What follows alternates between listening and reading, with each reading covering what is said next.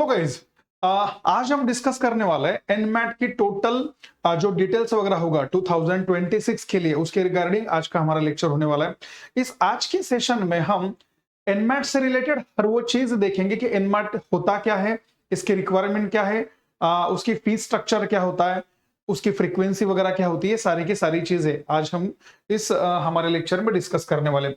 देखो दोस्तों, जो NMAT is the exam which is equivalent to the other entrance exam, management entrance exam जैसे होती है और उसी तरह होता है एनमैट।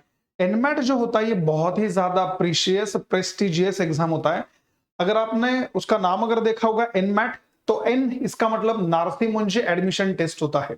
ये कंडक्ट कौन करवाएगा? ये कंडक्ट करवाता है दोस्तों NMIMS।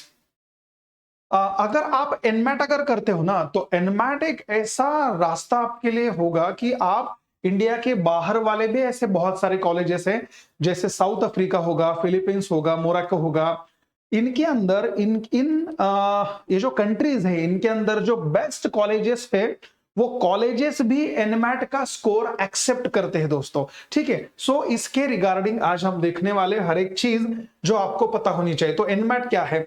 एनमैट कंडक्ट करवाता है NMIMS management aptitude test. Officially NMAT जो होता है वो जीमैक कंडक्ट करवाता है। जीमैक का मतलब क्या होता है? सो ग्रेजुएट मैनेजमेंट एडमिशन काउंसिल, यही जो जीमैक होता है वो जीमैट भी कंडक्ट करवाता है।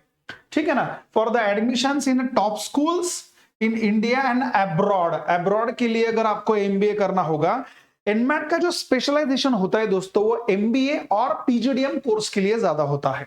ठीक है ना, several international universities accept NMAT score for their MBA programs. These includes Philippines, South Africa, Nigeria, Morocco and Hungary. So these are the several other countries other than India जो accept करते हैं NMAT का score. सो आगे देखिए full form क्या होगा। मैंने अभी आपको बोला था, मैं फिर से एक बार आपको बोलता हूं, फुल फॉर्म होगा NMIMS मैनेजमेंट, ये होगा NMS management aptitude test. NMIMS का मतलब Narsee Monjee institute of management and studies. Okay, हाँ, तो ये जीमैक कंडक्ट करवाता है। ये पर्पस क्या होगा? A national level entrance test for admission to MBA और PGDM programs at NMIMS University and over the 50 other top B school in India as well as South Africa, Philippines, Nigeria and Morocco। ठीक है ना? Okay, उसके बाद में conducting body कौन से? So GMAC is the conducting body for the NMAT. Okay, so graduate management admission council ये conduct करवाता है NMAT as well as GMAT को। ओके, जीमैट को भी ये कंडक्ट करवाता है ग्लोबली। सो एग्जाम का मोड क्या होगा? एनमैट की जो एग्जाम होती है दोस्तों वो होती है CBT, कंप्यूटर बेस्ड टेस्ट होता है। ओके, ये होती है एडेप्टिव टेस्ट होता है, difficulty adjust based on the candidate's performance. जो कैंडिडेट होगा उसके परफॉर्मेंस के हिसाब से ये जो टेस्ट होगी ये वेरी होती रहेगी। इसका मतलब ये होता है कि जैसे बाकी की जो एग्जाम होती है ना, कि जिनके अंदर पहले से पेपर सेट होता है, हमें पता होता है कि ये 100 ऑफ क्वेश्चंस होता है, उनका जो डिफिकल्टी लेवल होता है वो इजी होगा, मॉडरेट होगा, वो पहले से ही सेट होता है, आगे वाला क्वेश्चन नहीं बदलने वाला। लेकिन एनमैट एक ऐसे एग्जाम है कि जब भी आप उसको सॉल्व करोगे तो आपके अकॉर्डिंग, जैसे अगर आप अभी 6 नंबर का क्वेश्चन सॉल्व करोगे, आपके उस डिफिकल्टी के लेवल से रिलेट करके आगे वाला क्वेश्चन सेट होगा। ओके, वो अलग से सेट होगा। अगर आपने वो क्वेश्चन नहीं सॉल्व किया, अगर आपको वो क्वेश्चन नहीं आता होगा, तो उससे ही मिलता जुलता कोई क्वेश्चन आपको आ जाएगा। और अगर आपने वो क्वेश्चन सॉल्व कर लिया तो उससे थोड़ा सा डिफिकल्ट क्वेश्चन आपको एग्जाम में आएगा। तो इसका बेनिफिट क्या होगा दोस्तों? इसका बेनिफिट होगा आपको उसके अकॉर्डिंग मार्क और उसका स्कोर बहुत ज्यादा अच्छा मिलता है। आगे हम देखेंगे, धीरे धीरे देखेंगे। चलिए फ्रीक्वेंसी देखिए क्या होती है। ये जो होता है conducted annually over 45 days testing window. Okay, इसका जब नोटिफिकेशन आएगा तो 45 डेज के अंदर इसकी जो विंडो होगी वो खुली होती है। इसका मतलब आप उसको दे सकते हो, उसके 3 अटेम्प्ट्स भी होते हैं। ठीक है ना? हाँ, यहां पर मेंशन है date 5 November to the 20 December 2025 expected. जैसा हमेशा चलता है, इस बार भी एक्सपेक्ट करके चल रहा है कि नवंबर 5 टू नवंबर 20 तक ये हो सकता है। अटेम्प्ट अलाउड कितना है? Candidate can attempt the exams up to 3 times तक एग्जाम दे सकता है। 3 टाइम्स एग्जाम दे सकता है, इसकी रिकरिंग है 3 टाइम्स। ओके, यहां पर लिखा है वन मेन अटेम्प्ट। ओके, जो वन मेन अटेम्प्ट होता है कि जो हमेशा सब बच्चे देते हैं वो एक, और उससे अलग 2 अटेम्प्ट ये आप दे सकते हो, रीटेक होता है उसका with in the testing window, जब तक टेस्टिंग विंडो खुली होगी। Okay, with the minimum 15 days gap between the attempt. Okay, देखिए 15 डेज का मतलब है 15 1 जार, 15 2 जार एंड 15 3 जार, 15 15 15। तो आफ्टर 15 डेज के बाद में आप आपका रीटेक दे सकते हो। अगर आपको लगे कि सर मेरा पहला वाला जो स्कोर है वो अगर अच्छा नहीं होगा, तो आप उसको फिर से रीसेटल करने के लिए सेकंड या तो थर्ड अटेम्प्ट दे सकते हो। उसके बाद की फीचर्स क्या है, सबसे पहले अगर देखा जाए तो एनमैट एक ऐसी एग्जाम होती है कि इसको आप आपके हिसाब से घर पे बैठ के भी दे सकते हो। ओके, ये आप एक ऐसी एग्जाम होती है एनमैट की जिसको आप आपके हिसाब से घर पे बैठकर कहीं पर भी बैठकर ऑनलाइन मोड पे आप इसे दे सकते हो। That is called as a flexible scheduling. Okay, बहुत बार तो ऐसा होता है कि जब एनमैट की अगर कोई एग्जाम है, अगर उनका कोई डेट अगर 45 डेज के अंदर, अगर मान के चलो कि आपको 10th तारीख को एनमैट अनाउंस हुआ है, और अगर आपको लगता है कि नहीं भाई मुझे 10th को XYZ कोई तो भी काम है या तो मैं बीमार हूं, तो आप अपने हिसाब से उस एग्जाम को रीशेड्यूल कर सकते हो, लेकिन उसके लिए आपको थोड़ा सा चार्ज लगेगा, दैट इज 1200 रुपीज। आगे देखेंगे। So flexible scheduling, candidate choose their exam date भी वो चूज कर सकता है, टाइम भी चूज कर सकता है, और वेन्यू भी वो चूज कर सकता है। होता है NMAT. No negative marking, NMAT exam के अंदर नेगेटिव मार्किंग बिल्कुल भी नहीं होती। ओके, सो ये रिस्क फ्री अटेम्प्ट होगा आपके लिए, ठीक है ना। So computer adaptive, computer adaptive का मैंने अभी आपको मतलब बोला कि question adjust in difficulty based on responses, जैसा आपका रिस्पॉन्स होगा हर एक क्वेश्चन के लिए उसी के हिसाब से आगे वाला क्वेश्चन सेट होगा। ओके, ऑटोमेटिकली, और जो रिजल्ट होगा वो विद इन 48 आवर्स में लग जाएगा। इसका मतलब ये है कि 48 आवर्स में अगर आपका रिजल्ट आपके हिसाब से अगर अच्छा नहीं आता है, तो आप उसे रीशेड्यूल कर सकते हो, आप फिर से रीटेक कर सकते हो एग्जाम के लिए, ठीक है ना। So number of attempt, no limit on the number of times candidate can appear on NMAT across year. सही है ना, हाँ, 1 साल के लिए। As long as eligibility criteria are met with in a single cycle, candidates are limited to the 3 attempts. Okay, जब एक window खुली होगी तब आपको 3 ही अटेम्प्ट्स आप दे सकते हो, ठीक है ना। सो ऐसा है। सो एलिजिबिलिटी क्राइटेरिया इसके लिए क्या है, सो एजुकेशनल क्वालिफिकेशन का ये होगा कि आपका 10+2 या तो 4 साल का ग्रेजुएशन, इसका मतलब इंजीनियरिंग होना चाहिए, या तो 10+2+ आपका 3 होना चाहिए, 10th होना चाहिए, 12th, उसके बाद में 3 ईयर का ग्रेजुएशन होना चाहिए, ठीक है ना। ये होगा in any discipline from the recognised university और इंस्टीट्यूट, मिनिमम 50% मार्क्स आपको आने चाहिए। ओके, और अगर आप कैटेगरी से बिलोंग करते हो एससी या तो एसटी से, तो 45% मार्क भी चल जाएगा। ओके ओके, लेकिन ये जो चीज है वो सारे के सारे कॉलेजेस में अप्लाई नहीं होते, कुछ कुछ कॉलेज के अंदर ये क्राइटेरिया होता है। तो final year students are eligible to apply, final year वाले बच्चे भी अप्लाई कर सकते हैं with the provisional admission until they submit their graduation mark sheet and the certificate by the institute deadline. So professional degree holder जैसे CA, CS और ICW और those awaiting the results are also eligible, वो भी भर सकते हैं। उसके बाद में एज लिमिट क्या है, so there is a no minimum और maximum age restrictions on the NMAT, क्योंकि बहुत सारे लोग जो होते हैं वो वर्किंग भी होते हैं, इसलिए एज लिमिट तो है नहीं। उसके बाद में नेशनलिटी, नेशनलिटी का ये मतलब है कि इंडियन भी दे सकते हैं और नॉन इंडियंस भी इस एग्जाम को दे सकते हैं, इंटरनेशनल और एनआरआई जो मैंने अभी बोला था। लेकिन अगर आप देखो मस्ट सबमिट द टॉफल और आइलेट, ये जो होता है ना दोस्तों एनमैट, एनमैट के लिए लैंग्वेज बहुत ज्यादा मैटर करता है, ठीक है ना। So must submit the TOEFL और the IELTS score if from non English speaking country. अगर आप नॉन स्पीकिंग, अगर आपका जो मेन लैंग्वेज है अगर वो इंग्लिश नहीं होता है, तो आपको टॉफल या तो आइलेट का स्कोर उनको दिखाना पड़ेगा।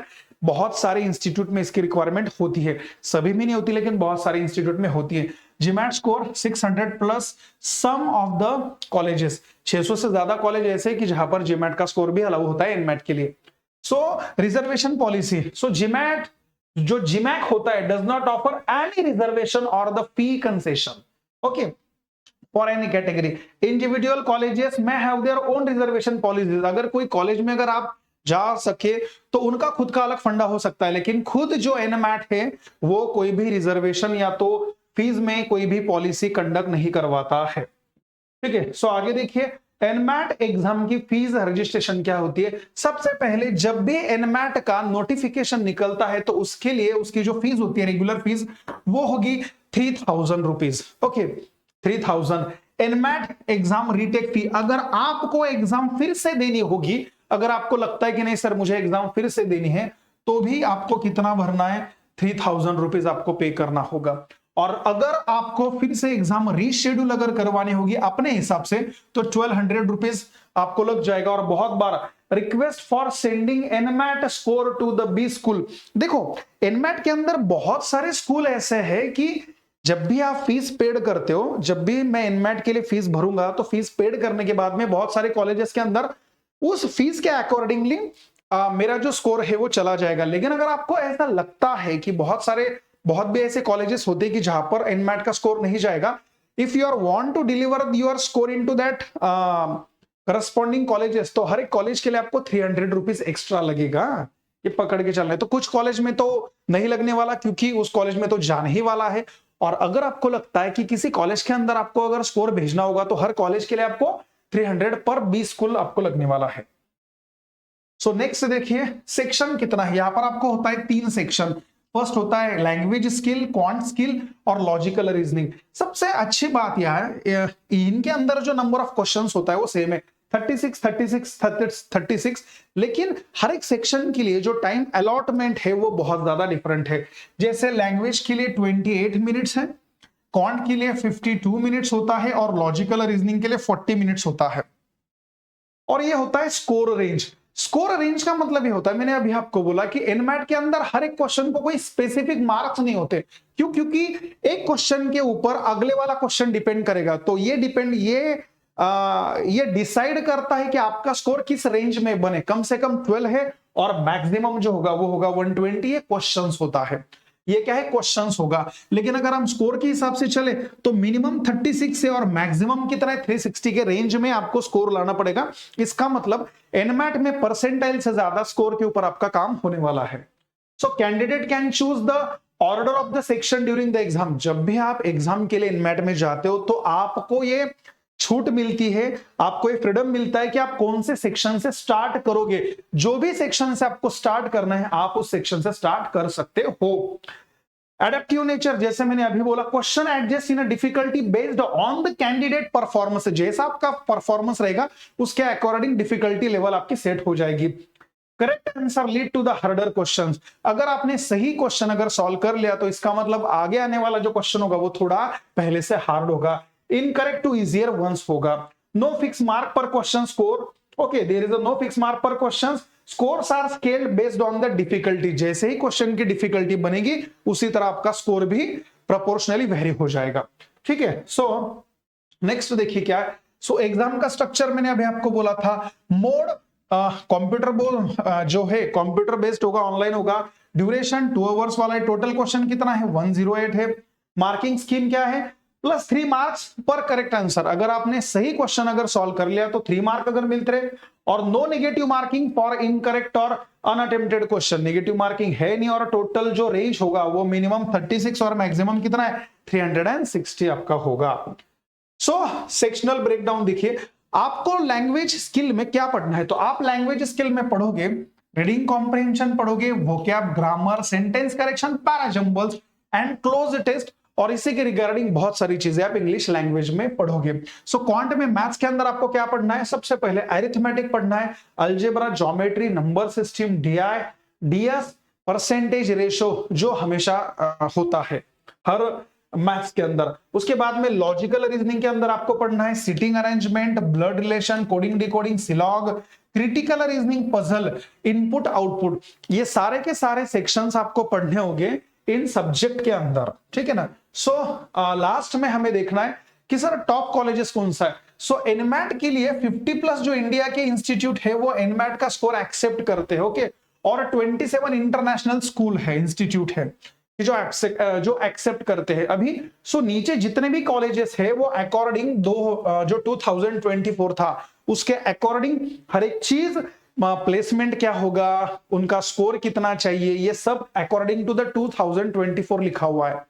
कि अगर 2025 में भी इसके लगभग ही कुछ चीजें होगी। सो सबसे पहले कॉलेज है SVKMS NMIS मुंबई वाला।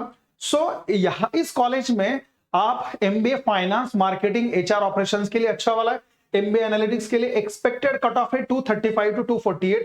ओके, सेक्शनल कट ऑफ आप हर एक चीज आपके हिसाब से दे सकते हो। देखिए, ओके, ये आप पढ़ सकते हो दोस्तों। आप भले तो इसका स्क्रीनशॉट ले लो, कोई बात नहीं। ओके, हर एक चीज यहां पर लिखी हुई है, देखिए। नेक्स्ट वाले 3 कॉलेजेस है, एक है NMIMS हैदराबाद का, एक साइम भुवनेश्वर का है, तापनी है मणिपाल वाला, आप देख सकते हो, भले तो आप स्क्रीनशॉट भी ले सकते हो। उसके बाद में KG सोमैया है बॉम्बे का, SPJIMR है, ठीक है ना, बॉम्बे का, SDA बकौनी एशिया सेंटर बॉम्बे का है। इसके साथ में आप स्क्रीनशॉट ले लो, ठीक है ना। और लास्ट में जो 2 कॉलेजेस है वो VIT वेल्लोर का और ISB हैदराबाद वाला। इतनी सारी चीजें जो है आज मैंने आपको इस लेक्चर में बताई हुई है। अगर इसके रिगार्डिंग आपको अगर कुछ भी डिफिकल्टी या तो कुछ डाउट अगर होगा तो मुझे आप कमेंट बॉक्स में लिख सकते हो दोस्तों, ठीक है। ऐसे ही इंफॉर्मेटिव हर एक एग्जाम के अगर वीडियो आपको चाहिए तो चैनल को शेयर कीजिए, सब्सक्राइब कीजिए और लाइक पक्का कीजिए, सही है। अगर आपको किसी भी एग्जाम के लिए रिलेटेड जो हमारी MBA की अगर होगी, अगर आपको इंफॉर्मेशन चाहिए तो मुझे कमेंट में लिखिए, हम उसके ऊपर बिल्कुल वीडियो बनाएंगे दोस्तों। Till thank you and best of luck, bye.